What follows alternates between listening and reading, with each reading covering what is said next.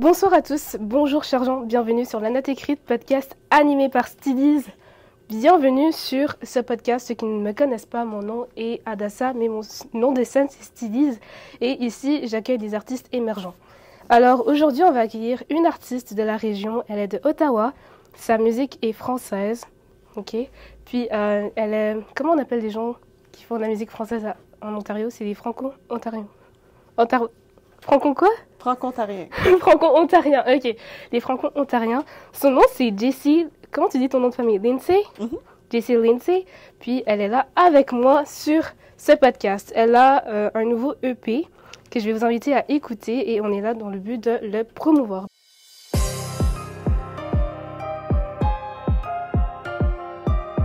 Bonjour Jessie. Salut, comment ça va?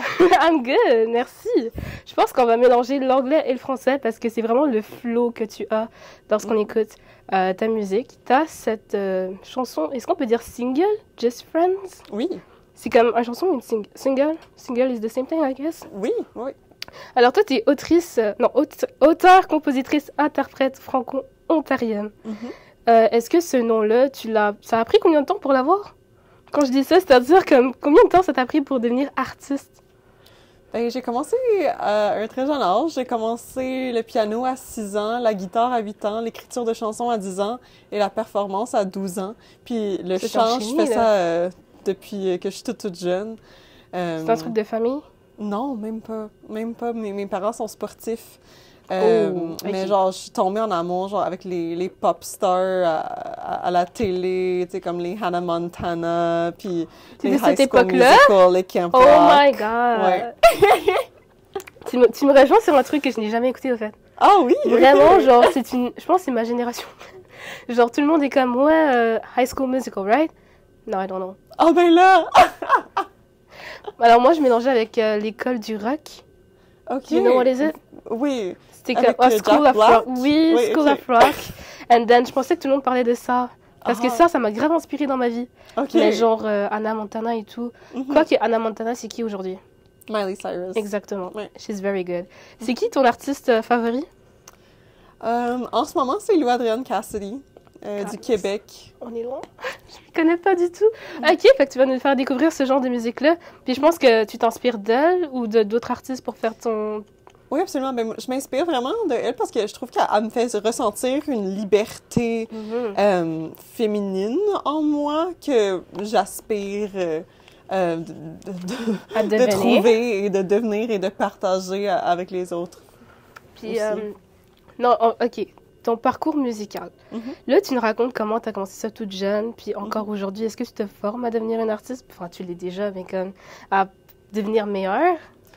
Bien, absolument. J'ai fait un programme de musique chorale à De La Salle, au Centre d'excellence artistique de l'Ontario, pendant mon secondaire. Donc, ça, c'était 4 ans de cours de chorale et de chant à tous les jours et des tournées internationales, etc. Ensuite, j'ai fait un baccalauréat en musique, en chant classique, spécialisé en composition avec une mineure en piano ici à l'Université d'Ottawa. Puis ça, ils font des auditions pour ça, right? Oui, il faut faire des auditions. OK. C'est pour ça que je fais pas ça. Mais du coup, fait que toi, là, la musique, ça a toujours été quelque chose que tu as toujours fait. Tu respires la musique, tu vis de la musique. Absolument, oui. Toi, sans la musique, c'est quoi? Moi, sans la musique, c'est un peu... c'est soit des vibes grand-maman, genre crochet, lecture, thé, chat, ou genre je sors danser avec des amis. Dans les clubs, genre? Oui. OK, fait que grand-maman a the teenager girl, like 18 years old, something. Oui, ben avec de la bonne musique. Là, il me faut de la bonne musique. Là, c'est moins l'alcool. Pour moi, c'est plus genre, je veux danser, vivre dans le moment. Sur scène, c'est ça. Accéder, genre, une liberté intérieure que je trouve plus sur le dance floor que n'importe où d'autre. Carrément. Si vous écoutez comme les quelques clips que Jessie met sur son Instagram, je pense que c'est TikTok aussi. Ouais. Comme tous les petits clips que tu mets ici et là, you're always dancing on the stage. Sometimes I'm just like, carrément, j'ai l'impression comme lorsque tu es sur scène, tu fais la musique, like, yes, oui, tu chantes pour un public, mais c'est surtout toi qui enjoy, like, we can see that. Désolée de parler en anglais, mais genre, quand tu feel, you feel. 100%, c'est ce qu'on fait en Ontario français. On baigne tellement dans un milieu majoritairement anglophone, que c'est naturel qu'on soit influencé par cette langue-là. Puis je trouve que, on pourrait vivre une insécurité linguistique à propos de ça, mais au lieu, moi, je trouve que c'est mieux de célébrer que c'est ça notre réalité et accepter le français dans toutes ses formes. I'm sorry, I'm drinking too much water, man. I talk too much too. OK. Alors, là, t'as sorti un EP, right? J'adore les couleurs. C'est d'une purple, like very pale. C'est mauve pâle pour ceux qui ne comprennent pas. Lorsqu'on regarde un peu le vibe, on se dit, OK, c'est quelque chose de plutôt calme. Ta musique, on l'identifie comme de l'électropop. OK? Quel genre de personnes écoutent ta musique? Genre, quel genre de message tu passes à travers ta musique et quel est comme ton public cible? Absolument. Donc, la lavande, c'est ma couleur préférée. Puis c'est quelque chose qui a plusieurs significations pour moi dans ma vie. Puis je pense que, comme en pensant à ma musique, je voulais incorporer plus d'affaires que j'aime dans la vie, que je trouve qui me représentent. Puis la lavande, pour moi, oui, c'est mon odeur préférée, c'est ma couleur préférée, mais aussi c'est un symbole de la communauté queer aussi. Puis ça, c'est quelque chose d'important pour moi, d'être une figure visiblement queer. Sur scène, surtout, je joue beaucoup dans les écoles aussi, puis c'est pas quelque chose que moi j'ai eu quand moi j'étais jeune, d'avoir juste quelqu'un de visiblement sur scène qui représente cette communauté-là. Donc je pense pour moi, parler de ça, c'est important pour moi. Puis, moi, j'avoue, j'ai exploré l'électropop avec ce dernier EP, mais moi, ma musique, c'est plus un pop rafraîchissant, groovy, habituellement. Mais quand on m'a approché d'explorer l'électropop pendant un EP, j'étais comme super partante parce que ça me semblait vraiment le fun. Tu sais, j'aime ça aller au club danser, donc pourquoi pas explorer ça pour 4 chansons. C'était déjà prévu de base que c'était 4 chansons? Oui, c'est ça. Oh, wow! Ouais, donc quand le label m'avait approché pour faire cette collaboration-là, c'était 4 chansons dès le début, puis j'étais super partante, puis c'était vraiment une belle collaboration avec Bienvenue Records de Montréal. J'avais oublié de le mentionner, c'est vrai. Habituellement, la plupart des artistes que j'ai reçus sont tous des artistes indépendants. Puis je pense que c'est la première artiste que je reçois qui est pas comme... qui est avec un label. Ah non, en effet, je suis indépendante. T'es indépendante? Oui. Oui, donc c'était juste... C'est quoi? OK, peux-tu nous expliquer un peu, genre, cette différence-là, ou bien c'est comme hybride, genre, t'es comme avec le label, puis tu peux aussi comme... Donc, j'étais avec le label pour cette EP-là seulement. Ah, donc, OK. C'est par contrat? C'est eux autres qui ont financé les trams. OK. Puis moi, j'ai performé. Donc, ils m'ont payé pour performer sur les tunes. Puis j'ai comme des pourcentages de l'écriture, puis des masters, qu'on peut dire, donc le produit final. Mais à la fin de la journée, c'est comme un peu leur EP qui fit dans leur mandat d'ajouter du répertoire francophone électronique dans le marché canadien. Oh, nice! Je voyais pas ça comme ça, fait que genre... au niveau de l'écriture, ça fait que c'est-tu toi qui l'as écrit ou c'est comme... On l'a coécrit ensemble avec les producers puis le directeur artistique. Donc, DJ Pierre, c'est... Puis toi, quand t'as vu le projet, genre, est-ce que ça te disait comme un truc de base? Comme... Est-ce que tu t'es reconnu directement dedans ou t'as fait en sorte que tu puisses te reconnaître dans le projet? Mais à la fin de la journée, c'est de la coécriture pour moi en tant qu'artiste. Donc, moi, j'ai toujours pu dire genre, ah non, j'aime moins ça, j'aime plus ça. J'aimerais que ça soit plus comme ça. Puis c'est toujours moi qui avais comme le dernier OK avant que quelque chose sorte. Donc, je trouve quand même que j'avais cette liberté artistique quand même via l'exploration de quelque chose que eux autres maîtrisaient davantage. Puis au niveau de la production musicale aussi, je sais que tu joues du piano. Là, tu m'as dit que tu joues de la guitare. Je pense que c'est un petit point que j'avais pas vraiment remarqué. Mais est-ce que tu as pu comme aussi poser comme non seulement ta voix, mais comme peut-être du piano dessus ou non? Oui, dans certaines chansons, comme dans Just Friends, j'en avais mis un petit peu, mais c'était majoritairement comme un ordinateur que le producteur programmait pour c'est même pas le petit piano, genre? Tu sais, il y a un petit piano de production. Oui, il n'y avait même pas de piano externe, c'était tout sur son ordi. C'était vraiment Même moi, j'ai appris des affaires avec ce projet-là. Je savais pas que tu pouvais faire toutes les chansons sur un ordi. Mais en production musicale, c'est toujours nice quand t'as un piano, quand t'as une guitare avec, puis tu peux comme record everything. Mais souvent, comme ils utilisent ça, je pense, pour avoir le bon timing aussi. Quand quelqu'un le joue pour de vrai, sometimes c'est un petit peu, ça delay, comme on dit en anglais. Parle-nous du coup de la différence de ce EP que tu sors, puis de ce que tu as déjà fait auparavant. Absolument. Moi, je suis quand même artiste assez jeune, donc je fais ça depuis que je suis adolescente et tout ça. Préado Donc, aussi. hein? Préado aussi, non? Oui, oui. Oui, Ça fait un bout comme ces tu dis, chansons-là sont pas sur Ouais, Internet. ouais. Mais j'imagine que tu as déjà écrit des chansons aussi qu'on n'a toujours pas vues. Là. Oui. C'est ça. Comme tous les artistes ont toujours un petit background on the side. Oh, that's why. 100%. Oui, il y a sûrement comme 50 chansons que vous allez jamais voir. Et que t'espères pas qu'on voit aussi, I guess. Hein? T'espères pas qu'on voit aussi certaines Ouais. chansons. Il y a vraiment des chansons qu'on Ouais. écrit juste, ça sort du mind, puis t'es comme... I hope nobody gonna listen to this. Ça prend les mauvaises chansons pour arriver aux bonnes chansons. Carrément. Mhm. Du coup, c'est quoi la différence entre ce que t'as sorti, enfin, ce EP auquel tu fais la promotion, puis les autres projets que t'as déjà fait auparavant? Oui, je dirais, la collaboration était vraiment très présente dans toutes les étapes pour ce nouvel EP-là. Tandis qu'avant, tu sais, ça venait plus, tu sais, de moi et mon journal dans ma chambre. Tu sais, ça représente un peu plus, tu sais, les artistes que j'écoute à tous les jours, puis le style de musique qu'ils font et les artistes qui m'inspirent beaucoup. Puis aussi, tu sais, de partager, tu sais, moi j'étais une jeune fille vraiment timide, puis c'est avec la musique que je suis sortie de ma bulle, puis que j'ai commencé à partager mes émotions et mes pensées devant le public. Tu sais, des fois, j'avais de la misère à juste comme avoir une conversation dans une salle de classe, mais comme jouer ma chanson devant l'école, ça allait venu mieux. comme briser ton caractère de... OK. Donc, c'est quelque chose... T'étais introvertie? Oui. Oh. Quand j'étais jeune, mais là, je réalise que je suis vraiment extravertie. J'étais juste comme... T'es vraiment gay comme avec tout le monde. You're very nice. J'avoue que la première fois que je t'ai vue, genre, je pense à Contact Ontario, right? Oui. C'est comme 4 jours. Oui. Je t'ai comme parlé à la dernière journée. Mais dès la première journée, je t'avais vue, puis j'étais comme, I want to talk to her, but I don't know how. Oh, là, tu peux toujours jaser avec moi. I was so shy, too. Fait que c'est un genre de truc que je comprends. Là, je voulais leur dire parce que je pense qu'on va avoir comme une de ces conversations ultra chill avec eux.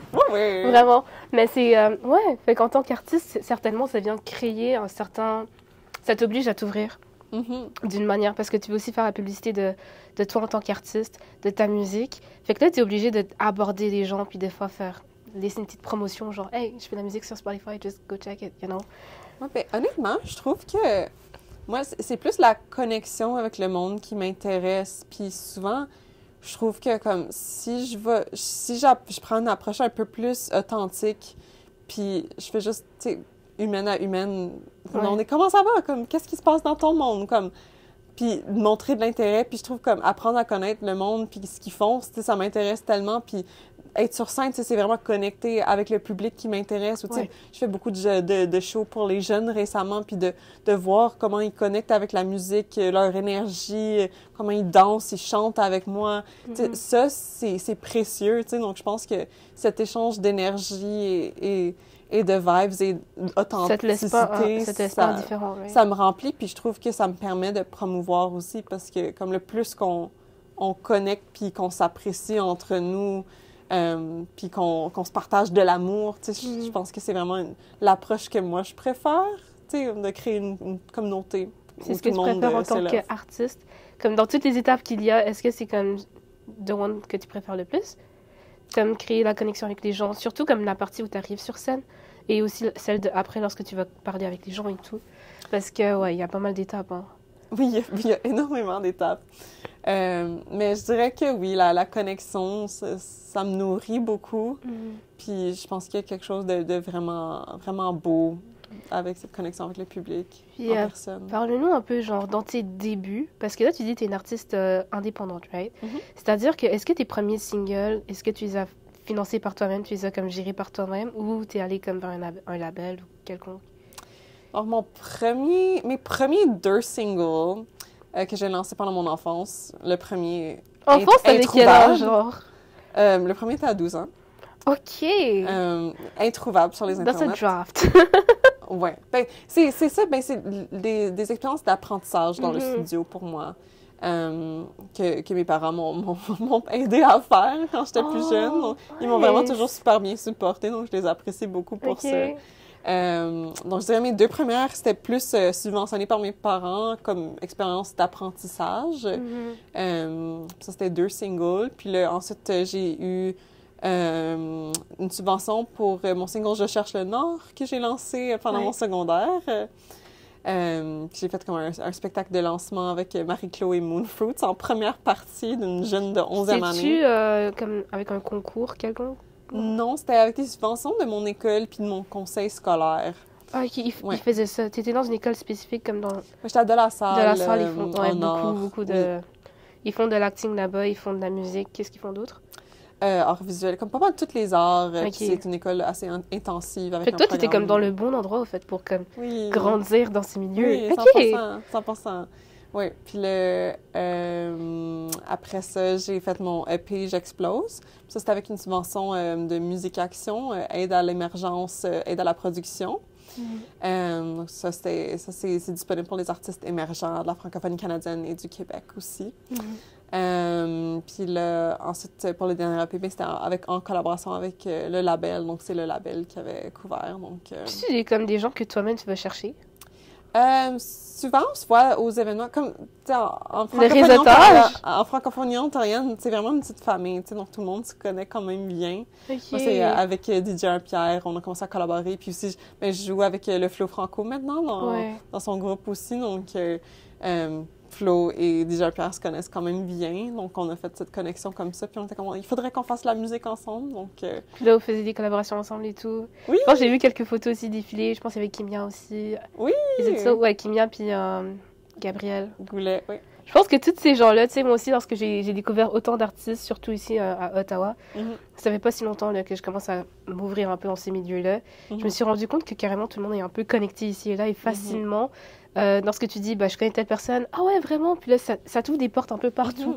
Fait que, mais toi, vu que tu as grandi dans ces milieux-là, je pense que facilement, tu as pu t'en rendre compte de tout ça. Puis là, dans ton évolution musicale, comme, t'en es rendu où? Genre,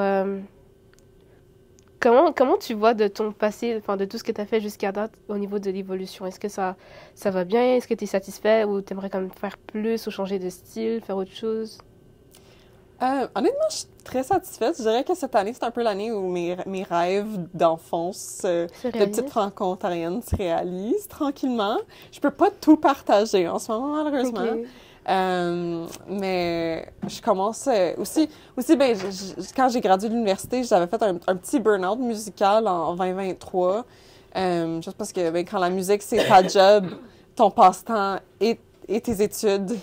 À un certain point, genre, j'avais un peu perdu cette étincelle, tu sais, parce que c'est beaucoup de musique. Ouais. Donc, j'ai trouvé que je l'ai retrouvé en faisant de la programmation de d'autres artistes, puis en voyant l'impact de la musique sur la communauté et le public, et de voir que, tu sais, quelqu'un peut avoir une mauvaise journée, puis là, ils vont voir de la musique à quelque part, puis ça va mettre un sourire sur leur visage, peu importe comment leur journée va. Donc, pour moi, retourner à la raison pourquoi j'ai commencé à faire de la musique, pour la connexion, pour la joie, pour partager une histoire, pour partager sa communauté, pour partager... Tu sais, ça, je me suis comme un peu ressourcée avec cette raison de faire la musique que j'avais quand j'étais plus jeune. Puis là, aujourd'hui, comme tu es amplement épanouie là-dedans, quel est ton plus beau souvenir de ton parcours musical? Ça peut être la sortie d'un de tes EP, de tes singles. Ça peut être la réalisation d'un clip. Je pense qu'on a vu... j'ai vu un peu de BTS, du dernier clip que tu as sorti. Qu'est-ce qui t'a le plus marqué ou qu'est-ce qui t'a le plus... genre, un souvenir? Un souvenir? Mais oui, ben, le clip était vraiment amusant. J'ai pu être comme une jeune enfant pendant un jour. Quand on regarde ça, je suis comme... Elle prend le fun, genre... en clip, en coulisses, même juste à parler avec toi, t'es nice aussi, puis genre, sur scène aussi, genre, c'est mood. Merci. Mais je pense qu'à la fin de la journée, j'ai réalisé que comme la musique, c'est ma carrière. Comme ça, c'est tellement cool. Pourquoi pas m'amuser en le faisant? Tu sais, comme c'est beaucoup de travail. Je pourrais choisir d'être stressée au lieu, parce qu'il y a tellement d'affaires à faire, mais à la fin de la journée, genre, je vais tout finir par compléter le tout d'une façon ou d'une autre. Donc, pourquoi pas le faire en souriant, en m'amusant? Puis à la fin de la journée, si moi, je m'amuse sur scène, puis dans l'industrie, puis dans ce que je fais, ben les autres vont ressentir cette joie-là et vont connecter davantage. Si moi, je danse, puis je chante, puis je bouge sur scène, mais les autres vont peut-être vouloir faire ça, tu sais. Donc, je pense d'aller chercher cette joie authentique en moi-même dans tous ces moments, ça me fait vraiment beaucoup de bien. Mais pour revenir à ta question, moment mémorable, je pense beaucoup aux Jeux de la francophonie canadienne. Donc, moi, je suis allée représenter l'équipe Ontario en musique. Avec un groupe de jeunes artistes quand j'étais en 10e année au secondaire. Puis c'est la première fois que j'ai exploré le rock. Parce qu'avant ça, j'étais plus artiste folk dans mes débuts. Rock. Oui. Donc ça, c'était vraiment, vraiment le fun. T'as-tu changé ton style vestimentaire aussi pour ça? Non. I'm trying to create an image, like une image de toi en rock. Ooh. Est-ce qu'on peut le retrouver quelque part? C'est très vieux, mais j'ai des photos puis des vidéos, oui. Tu m'enverras ça. Je veux voir ça. Oh my God! Puis on a remporté la première médaille d'or en musique pour l'équipe Ontario dans alors que tu faisais du Jeux rock? de la francophonie canadienne. Jeez. Ouais. Donc ça, c'était vraiment le fun. Puis comme Okay. de pouvoir vivre cette expérience sur scène avec d'autres musiciens, cette synergie-là. Parce qu'avant, j'étais vraiment juste artiste solo. Ouais. Donc, après ce temps-là, genre, je voulais T'as tellement vraiment avoir comme compris. ces expériences en groupe. Tu sais, ça rejoint un peu ma question de genre à quel moment est-ce que tu t'es rendu compte que tu rentres réellement dans l'industrie musicale? J'imagine que c'était ça, right? Ben, il y a tellement de moments, mais honnêtement, je dirais cette année. Parce que tu t'es rendu compte de ça? Je pense, ben, comme plus réellement, tu sais, parce que, tu sais, comme quand je suis jeune, tu sais, c'est un peu comme, tu sais, c'est pas comme ils te voient comme la jeune, mais tu sais, c'est comme t'es quand même en développement. Ouais. Mais je commence c'est la première année où je commençais à être dans les mêmes spectacles que les artistes que sont là depuis j'admirais longtemps. avant. Et je commençais à être retenue pour des opportunités plus grosses avec des organismes. Donc, puis avec des festivals, etc. Ouais. Donc, je pense que, tu sais, de voir cet intérêt-là, puis de pouvoir, tu sais, un peu vivre des rêves d'enfance que j'avais, ça vaut beaucoup pour moi. Puis je pense que tu avais gagné une reconnaissance lors de Contact Ontario, il me semble. T'avais pas gagné un truc?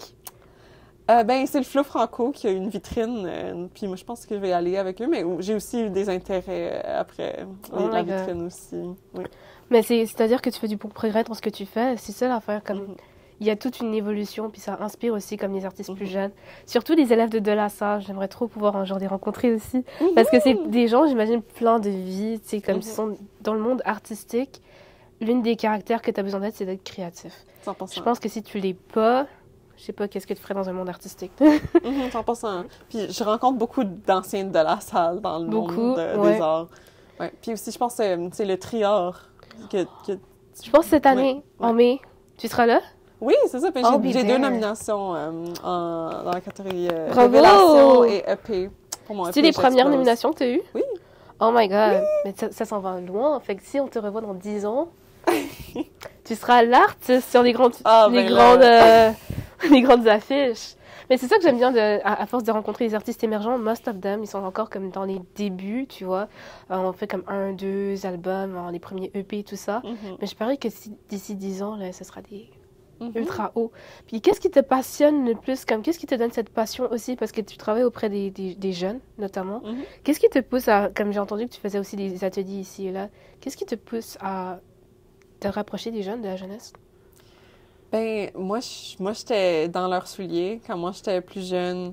Puis je pense que tu sais ma musique est quand même dansante, groovy. Il y a aussi de l'opportunité pour chanter ensemble. Puis je pense que on dirait que c'est intéressant parce que je trouve qu'il y a beaucoup de jeunes qui vont suivre mes pages après les spectacles qui sont très Taylor Swift, puis je pense que c'est fou, mais il y a vraiment comme une vibe de comme superstar, idole, mentor dans les écoles? accessible, oui, avec les artistes. C'est parce que les jeunes ne savent pas la différence vraiment entre une Taylor Swift puis une Jessie Lindsay ou... Fait qu'ils vous traitent un peu comme de la même manière. Oui.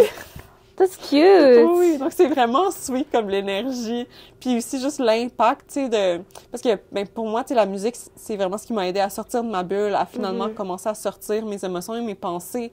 Donc, par exemple, avec mes ateliers d'écriture de chansons, je vais vraiment comme me donner essayer de les encourager à utiliser l'écriture de chansons comme méthode pour pouvoir sortir leurs pensées, leurs émotions, puis de leur faire découvrir la musique aussi qui est tellement importante. Puis, tu sais, peut-être un jour, ça sera eux sur la scène. Puis aussi de voir une femme sur scène, une femme queer sur scène, c'est super important. Tu avais fait un événement dernièrement aussi avec d'autres artistes queer sur la scène. C'était dans le but aussi de les mettre en avant.